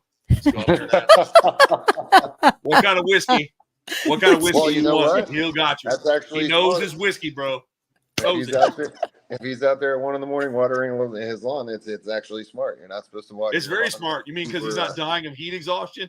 Well, that and you don't burn up your grass. If you water your lawn in the heat of the day and shit like that, then you can end up. He gets home from work around 11, then he waters his yard. But if you ever want to go out and catch him, that's where you find him, man. That's where you get him. This man gets off of work at 11. Where to find it with some whiskey, but yeah. So again, we're getting closer to being able to tell everybody what we got going on. It's we're getting there. We're leaving again, so we're probably the next 3 weeks. We're not going to be here. No, we'll all be pretty busy.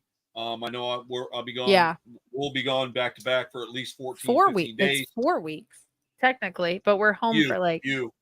No, yeah, me and Jay only. We've got 3 weeks left. You're going to a other place, but No, I know, but I mean, for the next several weeks, we're traveling pretty much, including you, for about 4 weeks. Whatever else goes on here, some with stuff July. happened this week that Justin and I were involved with.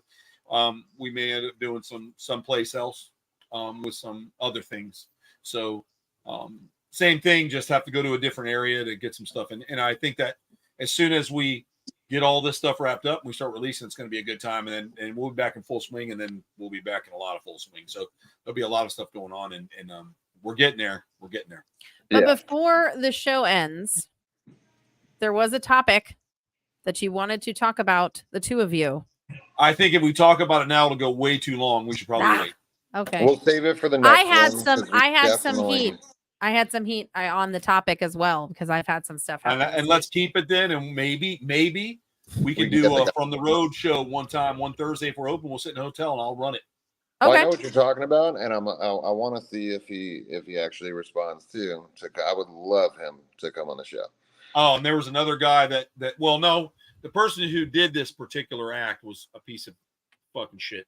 And then I had made a comment about, when you do things like this to another living thing, an animal, and you make a lie out of it like you did. This is terrible. It's disgusting. You know nothing about whatever. Someone said that my comment was the stupidest they've seen on the internet. If that's the stupidest comment you've seen on the internet all year, you're not really a social followers. You and your 90 followers are sorry motherfuckers, man. Yeah. What are you looking at then on social media? Like, hello. I don't know, right? I wanted to be like, buckle up, Buttercup. Welcome to the fucking Thunderdome, because if this is the top of your But food chain here, I invited this person to come on the show to say that to me and change my mind on why he thinks it was stupid. I'm more than welcome to have him on. As a matter of fact, he knows who I am. I hope he's watching tonight. Yep. But well, usually when you type stuff, you've got no balls. Don't type stuff. Come on and talk face to face, because you can't insult me. My mind is so twisted. You can say whatever you want to me. I'm not offended. But boy, am I gonna I'm gonna have fucking wipe the ground. You're gonna have a good time, man. If you want to get into a verbal time, we're gonna have a really good time on this show. And people. All I'm gonna say is, when it comes to animals, you're out of your league, bro. So I dare you to come on the show. That's true. I dare you. I would love it. I think I was talking to law enforcement about that video too. And there people in that state are looking into that, because that stuff's illegal. You can't do that kind of stuff. Not even a little bit. I know. And people are starting now, just to give you a brink of it, they're doing things like killing animals or putting themselves in ridiculous situations, like trying to pet rare tigers through a fence and then calling 911 like a little cunt because you're an idiot. And then you cause the animal its life. They have to kill the cat. When you're the one who stuck your arm in there, you should have fed it the arm, and you should have walked away like a man without your arm and sucked it up. That's what you should have done, because it's very correct. The zoo's job, or any place that has a facility, is their job to put the animal and protect the animal first, right? Yep. Should the animal get out and cause danger to the public, that's a different story. But when you stick your hand inside of another animal's enclosure, which is its safe zone, remember, all you little fucks these days have to have your safety space. Well, that's the animal's safety space. So when you stick your hand in that animal safety space, then you got to get fucked, and you're getting fucked. And it's and I don't feel sorry for you. I don't feel sorry for you. Particular situation, I would have just at that point, like, we're talking about the tiger where the guy got his fingers caught with a rare tiger, mind you. Fucking rare shoot breed. The fingers off. If I was the cop, I would have shot the guy's finger off and fucking lobbed him off, or just yanked it out of his mouth. And then you lose what you lose, and you keep what you keep, and you move on. That's it. You're so much nicer than me, Jay. I would have just cut it off raw and let him feed it. Because when you get keepers that know everything, when you go to a zoological park and you get a keeper that knows everything, because he worked as a Google investigator and he worked at PetSmart, right? Right by the reptile tanks. So what are you feeding? Do you have a bearded dragon? Tigers. Yeah. I work with tigers at the zoo. Yeah, that's me. Yeah. He doesn't even know how to masturbate right, but he's going to try to pet a tiger. Okay. These kind of people, I don't care if they die. You know why I don't care if they die? Because they're going to breed more dummies. And we got enough dummies. So when you kill an animal, just like that, when they killed that big gorilla, that was unacceptable. Oh my God, I can't. Right? I can't. They could have waited for the primatologist. They made a decision, whatever, that's the zoo's decision, right? But there was something in the exhibit, right? Because of a person being careless again. Yep. So really, it's never really, again, and I say this, it's never the animal's fault. No. Well, I've said it It's 1,000 your fault. times. With I agree, everything Justin, that I it's your have fault. going on, with everything that I have and all the body parts I'm missing, never once have I ever blamed an animal for something that's happened. It's always us. It's us. I did that. It's my fault every single time. There has never been a scenario, situation, or anything, whether it be in the wild or in a controlled environment or in one of our enclosures or with our animals or any of that, that I can ever look back on and go, you know what? That was the animal's fault. No, every single thing that happens is based off of what we do, how we raise these things, how we treat them, how we care for them, how we, how much time are we going to spend, and how we interact in the wild. Yes, and you also have to peel that information from the wild into what you're dealing with, and you have to learn what you're working with for long enough to understand body language, behavior, things like that. My monkeys are amazing. They're the best. They hate everybody else, but I can get in there and do whatever I need to do. But I also know that that's their area. When they first moved in there, I could go spend all day and all night, and I can still do that sometimes. But there are some days, especially if she's going through her little, menstrual cycle and all that stuff or whatever, where I can start to see certain things, certain little behaviors, certain faces, certain looks. And then I know for sure for me, it's time to get out of the enclosure rather than, extend my welcome into their place. I walk in there, I'm part of the troop, but at the end of the day, that is their space. And if they're, I'm not going to forcibly make them upset. And I'm also not going to get upset if they get upset. I stay very calm. And if anything happens, and that's why I keep that relationship, because it's not their fault. They're doing what they're instinctually born and bred to do. They are wild animals, no matter how well we raise them and how much time we spend. At the end of the day, no matter what, you take a bite, you lose a limb, whatever the case may be, it's never the animal's fault. They're just doing what they're supposed to. And I gotta say this because this has been pissing me off for probably a good, I think the first picture video of this launched a month ago now, and I've been following it pretty closely, and I've been pretty enraged by it. So I just want to end on this on my part. It is completely inappropriate and unethical, and whoever does this, I don't care if you're listening to me, you are a worthless piece of shit that should be wiped off the planet.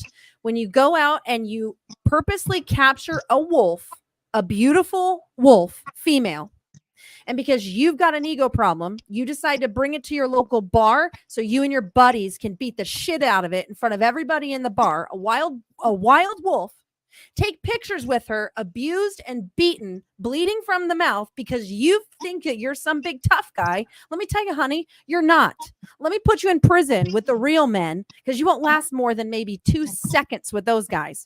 So if you think being a man is beating up on a wild wolf, you got another thing coming for you. There is a whole project going right now to save and protect these wolves from dipshit people like this. And this is where I get fired up. You think hurting and abusing an innocent animal in a bar with your buddies because you think you're this big tough guy. Let me strip you naked and throw you out to a pack and cover you in blood. You ain't gonna last, buddy, and I hope they rip your skin off your body. That I've got a problem with. Well, they would definitely do that. We've seen what they can do. And I'm just saying I've got a problem with it. I want to join and help any way I can. And if you feel that fire in you the same way I do, there are a lot of projects out there that are helping to protect the wolves because this is happening more and more for whatever known reason. And I am upset. Not the bar fights, but literally capturing and abusing these wolves and beating them up one at a time, taking one out and beating them up and taking photos with it, or shooting one for no reason and then taking photos with it because you, big guy, took down one wolf. Wow. And then you basically beat it to death and then take photos with it while it's dying in your hands and doesn't know why you're doing this to it. Look, so yeah, I got a problem with that. I got a big problem with that. I don't care what happens to you. Even our friends that are hunters don't have that. They don't do that. Respect for the animal. Exactly. Look at Ray, man. He goes out and he says it. He's like, I don't want to kill anything. He's like, I get my 2 deer, I feed my family for the year, and that's it. He's like, but there's no sport in it to go and just kill whatever. If he's gonna kill something, it's because he knows where it's at. He knows what he's eating. He knows where his food comes from, but he respects the wildlife to the fullest. And those guys will actually go and keep the ecosystems. Probably more so than most people, they will keep those ecosystems the way they're supposed to be. They clean up behind themselves, they clean up after other people, and they have respect for everything around them. And that's not just the animals there, it's everything around them, preserving the area, whichever they hunt in. And even hunters don't have that callous type of, that's like a psychopathic type of trait, to be able to do that and just kind of be around it, watch it, beat the shit out of whether it's any living thing at that point, and you're just beating it mercilessly. You've got something wrong with you. For sure. There's something. There's something that's missing upstairs. 100%. And a lot of these wolves, though, unfortunately, are being reintroduced into areas on purpose because the ecosystem needs these wolves, and we have killed them out. So we're trying to reintroduce a lot of these wolves, and now these big ego guys, whatever their mental health issue problem is, I don't really give a shit at this moment. They're going out and killing one at a time just so that they look cool on their social platforms and showcasing them with the big ass wolf. I'm just tired of seeing it. I'm tired of seeing it. And I don't care if they're listening right now. I don't care if you hate me. Don't follow me. Don't like me. I don't care because you're not a human being that I'd want to be associated with anyway. Because you wouldn't have my back in a fight. Why can't we just trap shit human beings and then start a YouTube channel and we throw them to the wolves? That would be amazing. That's all right. Right? Be amazing. Or a hungry grizzly. Let them have them. Let it be a total irreverent moment. Listen, go for it. I have always been for that type of capital punishment. Should you be proven guilty, completely guilty, not vigilantism, but real guilt, and you get the death penalty. I don't know about this. I saw the new one where it takes your head off and stuff. That's pretty cool. Takes your head off? Right. Oh, they're bringing it back. Yeah. Oh, the it just cuts your head right off your body and removes it, and you're done. But you're alive for like I 7 think there seconds. should be like a pay-per-view for the American public to watch, like say someone who's raped a child or murdered somebody innocently and took from them in their home that deserves the death penalty. Because let's face it, some people do. I'll always believe that. Yep, and then just I have a do too. pay-per-view, say bear, crocodile, fire, Awesome. big cats. My favorite of all, troop of Awesome. chimpanzees. The good stuff. Oh The man, good stuff. chimps. And then see what gets Let voted 'em on, at 'em. and then you pay your $10 and you vote, and then it's a pay-per-view. It's a good Male way to put money baboon. back into the community. Oh, right? man. It's a good way to put it Baboons. back in the community and watch a damn chimpanzee bite someone's genitals off. Do it. I mean, it might just be a good thing. We Oh my can, God, But I I love don't think it. we're not ready for that. We're not ready for that yet. We can only Let still a abuse bull take out somebody. Like, let them just at them. Oh, an angry bull. Piss that bull off and let him in there. Just let him rip the. I would love it. I would pay so much money with my popcorn, sit back with my Coke, maybe a little whiskey in it. I'd enjoy every second of it. Sorry. Don't But I care if you really don't think, like you me just anymore. give it back. Don't care. Let's give it back, dude. Shark. That's right. Shark would be good too. Oh, shark would be amazing. Yep, I that'll think do you it. could pretty pop. I would rather Dude, die by a shark than a troop of chimpanzees, dude. I'm sorry. Yeah, you Sorry. drown. You would drown pretty fast. The chimps will sit there, just chew your face off and eat it while you're still alive. I'm just not interested. It's like that I just moment wanna from bleed out Jurassic and die. Park, Troy, with like all those little dinosaurs that eat that guy like Oh, one yeah. pinch at a time. Just let it be torturous. Beef Like, I'm butt. sorry, there are people. See, look at Wild Boar. Yeah, let's go, people. We're starting our own page. I don't give a shit. Not eating Don't give pop. a shit. Oh, man. Right. I'm sorry, Seth. I forgot you don't eat popcorn. I will make you nachos and cheese. There will be a select choice of food options. I'm All right. sorry. There are That's just all. certain things I don't care about. When you do this to innocent things, whether it be children or animals, I don't care if you don't like me. I'm sorry. I don't care. And Now, I'm tired Brittany, of there being are silent some about children it. that need a good kick in the ass, dude. You can't I tell me you've didn't never say seen a whooping. kid. That you I want didn't a say soccer whooping. soccer kick across the Walmart sometimes. I've seen a few. We just talked to when I was at my I father's the other don't day. mean whoop. think I you don't called me mean like wrong, that. But when I A was at my cassowary. father's, I have one of those, Holly. oh, We could use her. She likes that's to a kick. gnarly death. But yeah, I think we don't. I mean, I can't say anything because I've never laid a hand on my girls and I barely raise my voice. So when I do raise my voice, they're like, "What the fuck is that?" Because I think I've done it twice, maybe. Brutal. So I make Brooke do all that shit. But when I was younger, I wasn't the let's just say I wasn't the poster child, and my father knocked me out once. I got hit by my father 4 times. When I was young, it was a smack and stuff. When I was 16 years old, I'll never forget it. And we talked about this the other day. And yeah, I was walking through the hallway. I punched the closet door. I turned around to punch him, and he popped me right in the back of the ear. My dad was built back then, too. Popped me right behind the ear. And then I remember waking up on the floor going, "What the fuck am I doing in the hallway?" And then I was like, "Oh, this motherfucker punched me." But he did. Oh, I He thought saw you were going my- to say that. I thought you were going to say that was Brooke. That's awesome.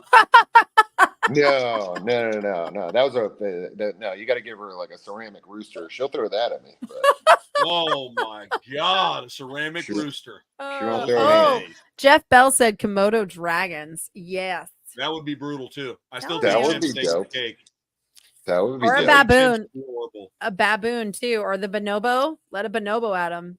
Woo, boy. Bonobo- I Bonobo's say like a just chimp.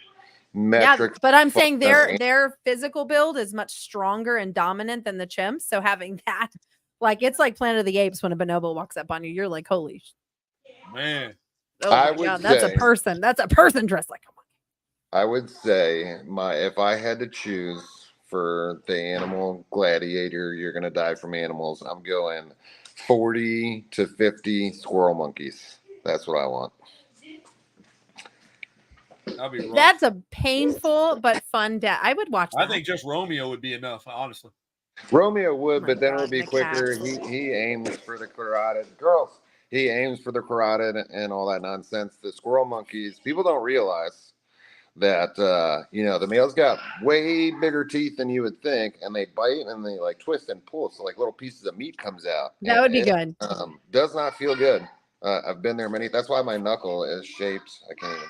If you do So- like the hungry hippos, though, Seth, this guy has to be dangling. Like the person has to be dangling off what looks like a giant fishing pole. And so you get a little bit more and just more gets taken off. More gets taken off.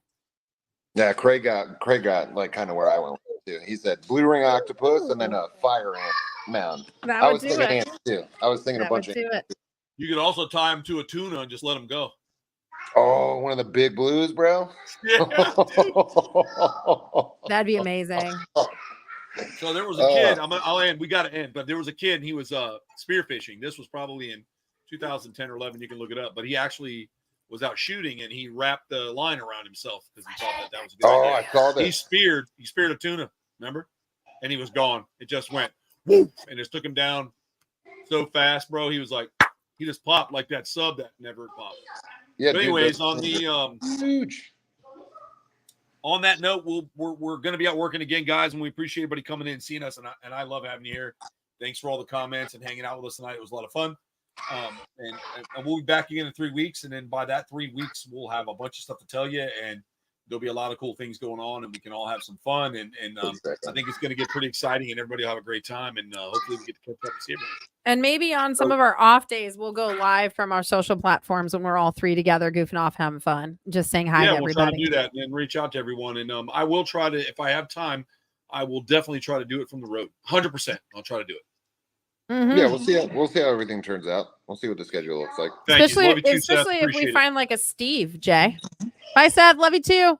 If we find another Steve. Oh, I'm down for that. I'm down for that. And too. So anyways, with that being said, I'm going to end this. So everybody have a good night. Thanks for coming out and supporting us here at the Croc Show. We appreciate you. And we'll definitely let you know as soon as we can. And until next time, have a great week, month, whatever it is. Remember, we'll see you again. No Keep in filter. touch. No filters. Nobody cares. Keep in touch. Nobody cares.